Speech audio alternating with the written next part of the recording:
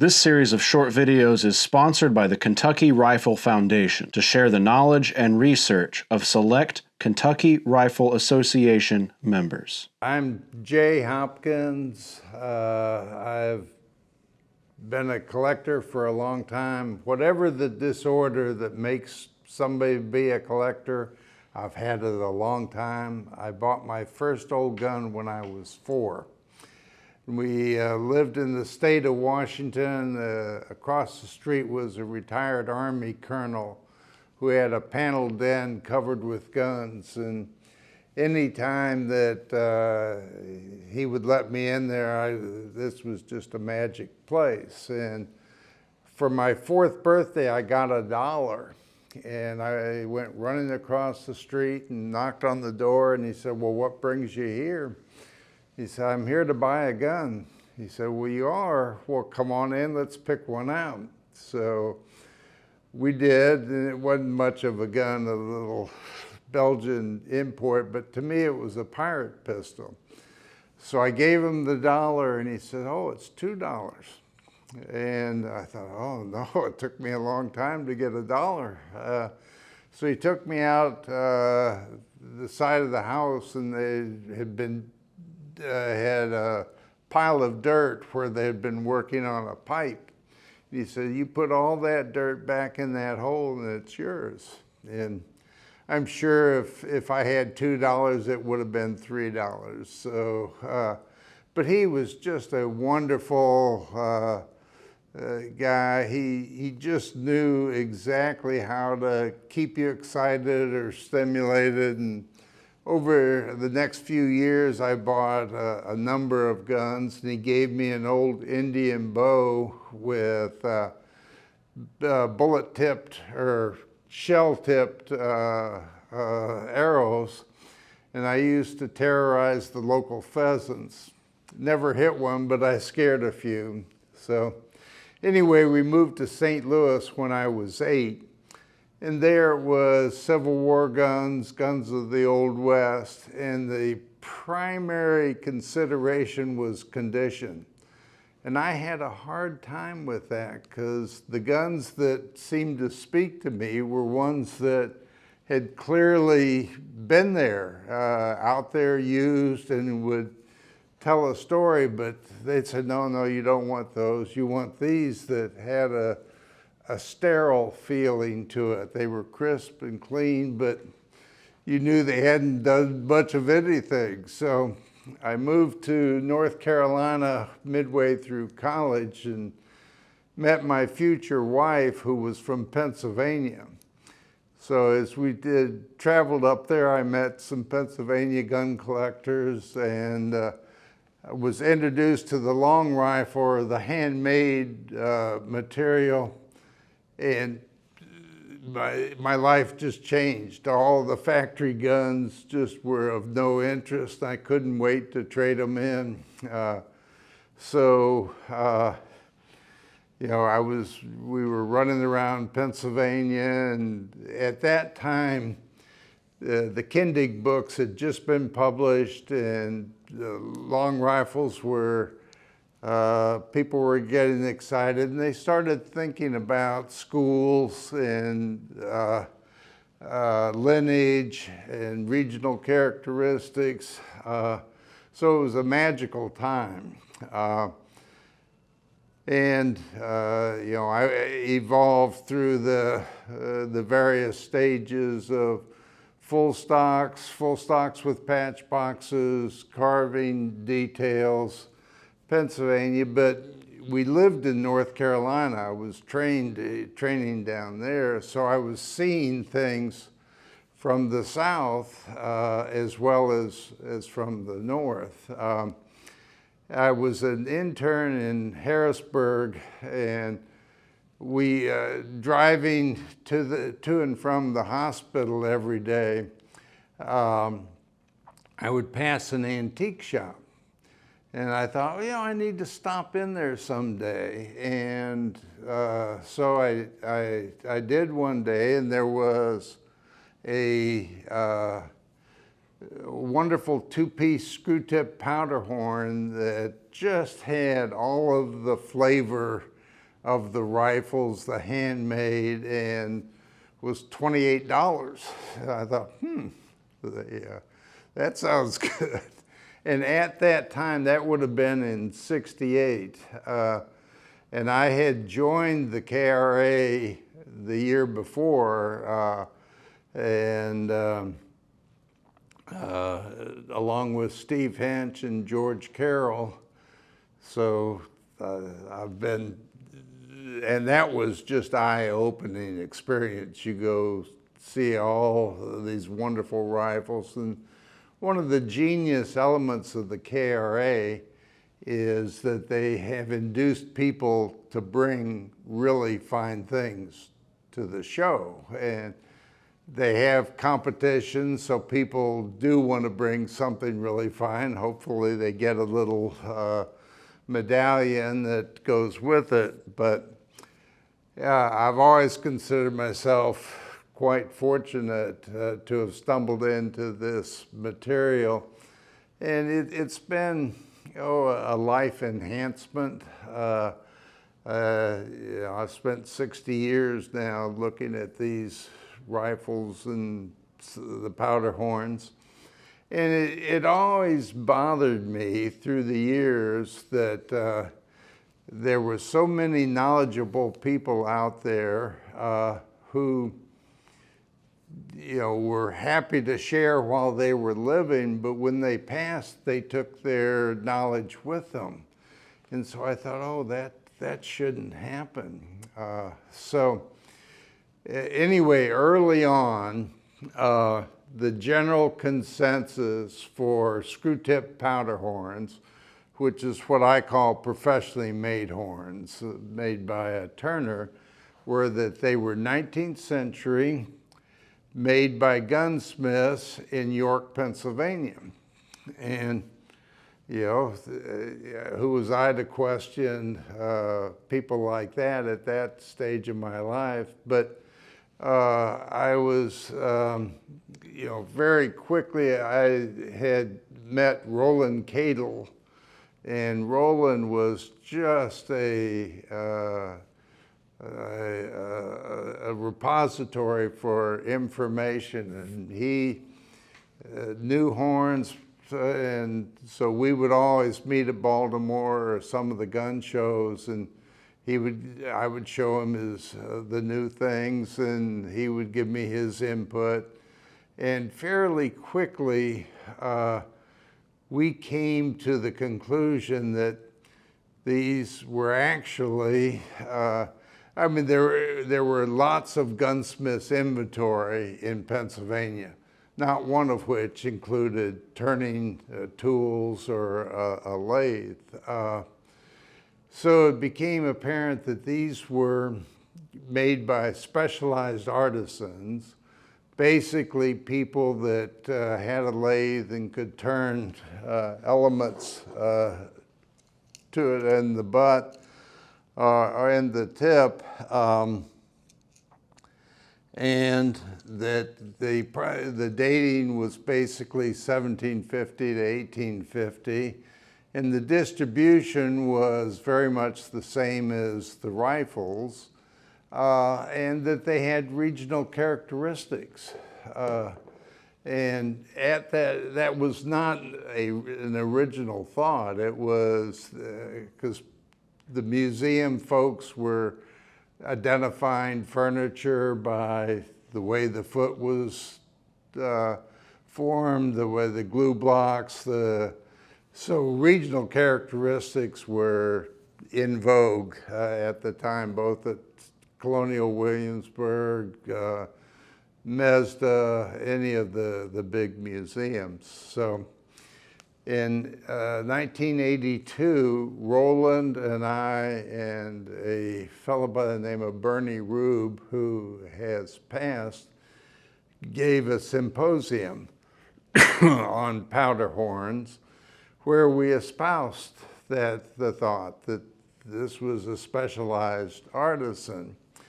And so that was well received at the time, and it made great sense. As soon as you think, well, of course that's what it was.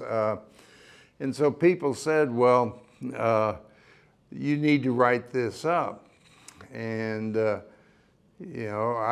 agreed, and I thought that, we planned to do it, but we feel like we're 15, 20, 25 horns short. And that, and this is the group that has that material, and if you get that information to me, we'll try and write this up. Well, fortunately, very few people responded, and I was in practice in a busy orthopedic practice, and I couldn't have done justice to it. But after I retired, I thought, I need to get this down in print. That led to this 50-year project. The problem for when you have rifles or furniture, you've got the bonus that a certain number of them are signed. So you've got a name that can be looked up. You go to the court records, you can get dates and where he worked. And all of a sudden things kind of fall into place of schools of makers and lineage that this guy was apprenticed to this one. You didn't have any of that with horns. They were unsigned, and the artisans, for whatever reason, tended to think of themselves as just craftsmen and equated it to cups or combs or any horn work, which is, you look at it, this is way beyond simple crafts. It's an art form. The only thing you had was where these things kept turning up, the horns of a certain type, and what were they associated? Did it come with a rifle? So I spent the next 50 years trying to keep that information together, and felt like, since my memory is not that great, I felt like I needed to own much of these. But then I started into the project, which this is volume 1 and volume 2, and volume 3 is on the way. And volume 1 basically introduces the subject and talks about Virginia horns. And outside of Pennsylvania, the most prolific group of horners were from Virginia. And this is all up and down the Shenandoah Valley. A few horns that are from Fredericksburg on the eastern slope of the mountains, but basically from the same areas as they were making rifles. And so volume 1 has 8 or 10 kind of characteristic elements to Virginia horns. Now Art did the book on Pennsylvania shops, and these are all screw tips, either one piece or 2 piece, and he was able to label cities or get things down to a much tighter area. I'm lucky to get it in a state or a rough regional area of a state. But this is where I got to after 50 years of trying to keep this information together, and it's basically a starting point. But this is far from complete. And, I always hope that people will come along and either expand or correct or corroborate some of these thoughts. These artifacts deserve more recognition than, oh, that's a Southern horn. So to try and figure out, is it Virginia, Carolina, Tennessee, Kentucky, whatever. And so that's what these are about. And I was fortunate to have a good friend who had been the photographer at the hospital and had done various talks for me. But, and he had always taken pictures of rifles or powder horns if I was giving a talk. So he did the photography work on it, and he really made it special. I included a chapter on Philadelphia work, which dates basically from the French and Indian War through the Revolutionary War, and was crucial in terms of design. It turns out that Philadelphia was the one place that people like Washington and Bouquet could order 250 or 500 powder horns to be delivered in 10 days or 2 weeks. So you had to have some serious capacity. And so I included a chapter here talking about what I considered main shop Philadelphia, and then peripheral shops. When these orders would come in, they must have contacted the guy just north of town, the guy across the river, and everybody contributed. And so there's a number of other shops identified in this chapter. And then I launch into Virginia horns. When you get to Virginia, you rarely have threaded tips. It's more common to have a pin tip like this one, and it's two-piece and turned from antler. And when we show a horn, we take a main side shot, the reverse shot, and then close-ups of the tip and the butt, trying to come up with little elements that would allow somebody that picks up a miscellaneous horn to get a starting point to where this may be from. And that's the whole point of the thing. And I included measurements. This group is what I call large rifleman's horns. And it's a diverse grouping that of horns of fairly large size. The butt opening is usually in the 3-inch range.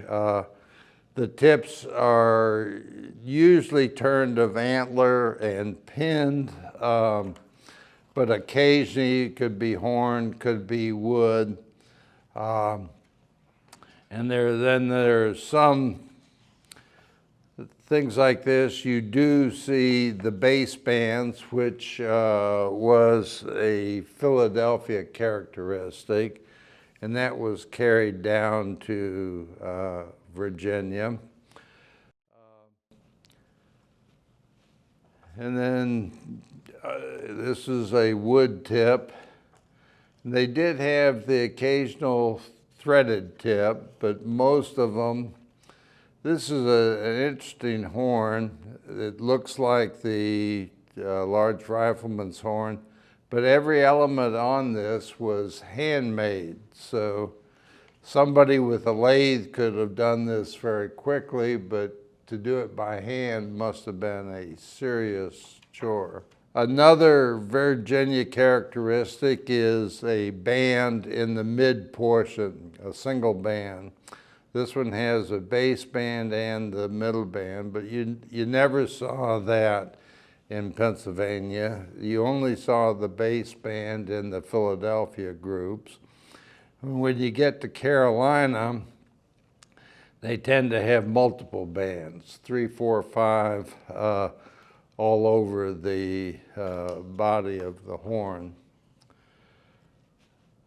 Another area or a detail that you see in Virginia and rarely anywhere else is something called a pinned collar, where instead of making a 1 or 2 piece screw tip or hand carving a tip, they would turn a collar, slide it and keep the end of the horn as the spout, slide the collar over the top of this and pin it in place.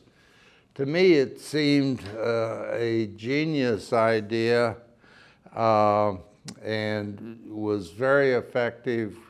It was an easy way of doing something and still kept it as artistic, but for whatever reason it never caught on. And you occasionally see pin collars from Tennessee or Kentucky that are later, but it didn't stick. Then there's some other varieties that are recognized as Virginia. This group, there's 3 or 4 horns that turned up just south of Harrisonburg, Virginia, and they clearly had Pennsylvania influence. It's a 1-piece screw tip with kind of a suppressed ball form at the base of the tip and a rounded excavated portion at the end of the butt that enclosed the staple. And so I've called that Rockingham County. Harrisonburg was clearly the biggest town in the area. And then there's a large group of kind of miscellaneous styles that included different things. And in Pennsylvania, most of the horns were made in shops. So there's a repetitiveness that they're making a certain style and continuing that over a long period. We rarely see that in the South.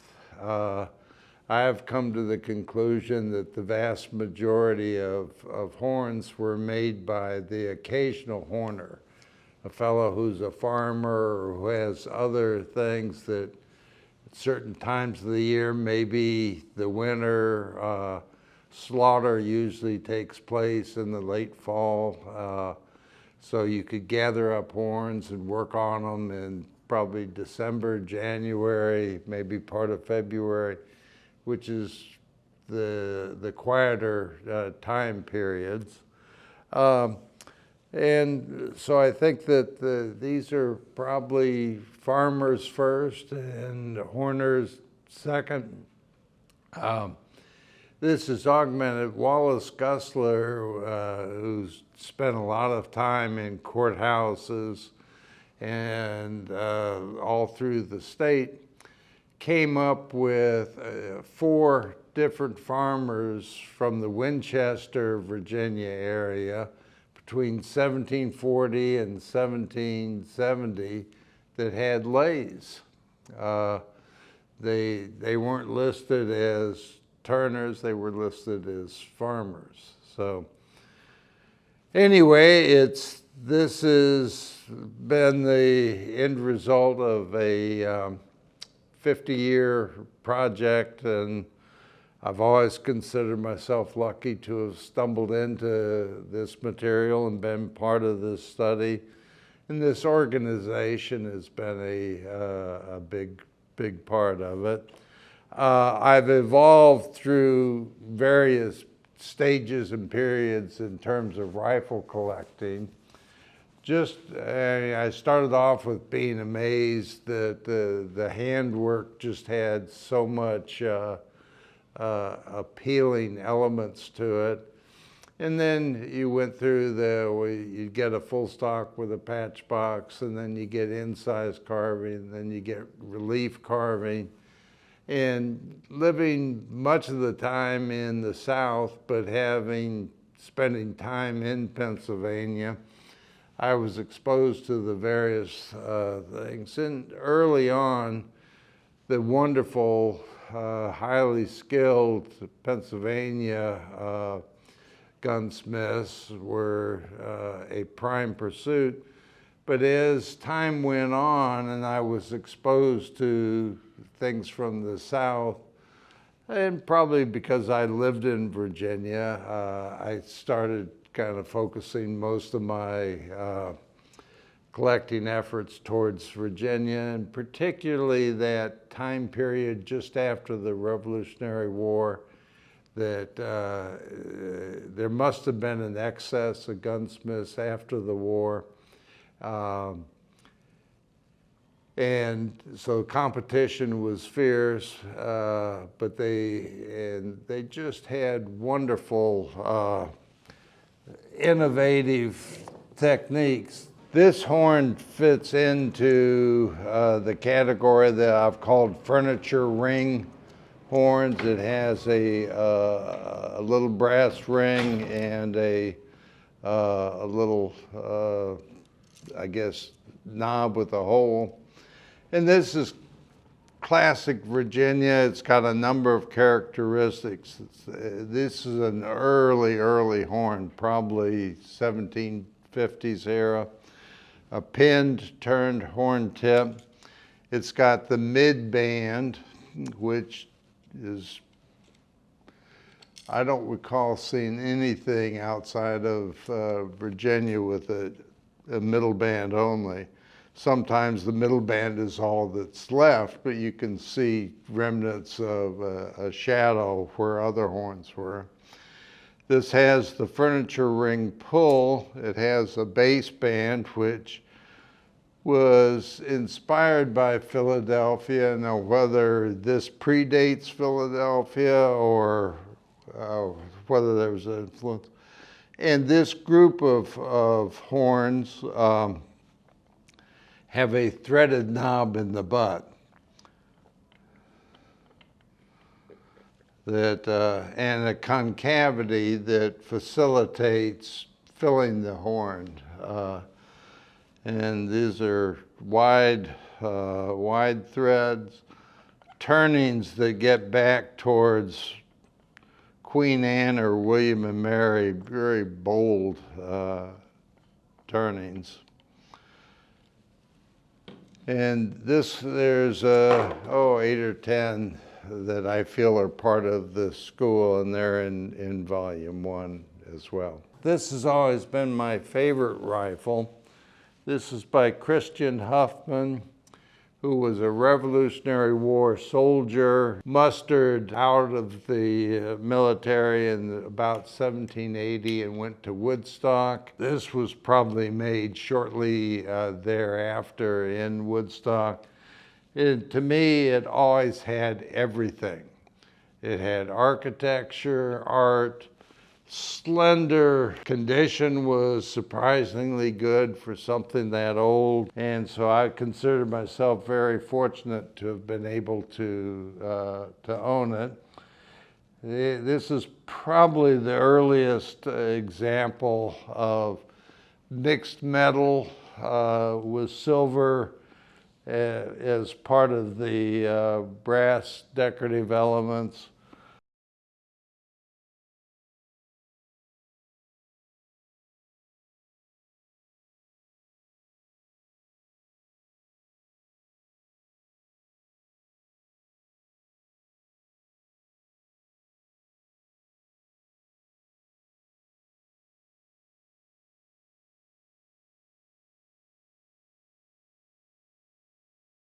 The artifacts and are special. The organization has been just eye-opening and very, very appreciated. So, what would you say to somebody younger, that's my age, their 20s or 30s, and interested in this? Do you have any words of encouragement or resources? Yeah, I mean, now is actually a very good time. We watched, when I started, things were inexpensive. You could buy rifles for a few $100s, and up from that, we see and handle as many of these objects as you possibly can. and try and extract, get the owner to tell you what he knows about it, who made it, where's it from, what's the date, rough date, and then jump in, get your feet wet, buy one. There's nothing like committing your own money to an object to stir you to study or try and learn about that object. And I've always felt free through the years. I've never considered that if I bought a rifle, it needed to stay with me the rest of my life. I considered all of these as I'm a temporary custodian of these objects, and I may have them for a year or two, or I may have them for 50 years. But the time will come when they need to move on. So now's a good time.